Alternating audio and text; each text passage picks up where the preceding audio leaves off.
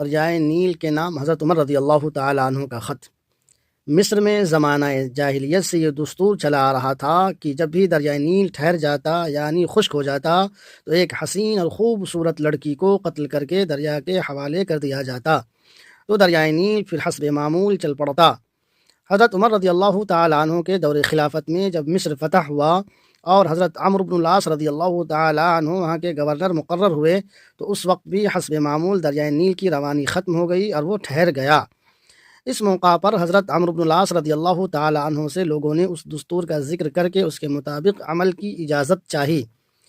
حضرت عمرو بن العاص رضی اللہ تعالیٰ عنہ نے فرمایا کہ جاہلیت کی رسم ہے، ہم ایسا نہیں کریں گے، البتہ امیر المومنین حضرت عمر رضی اللہ تعالیٰ عنہ سے میں مشورہ کروں گا۔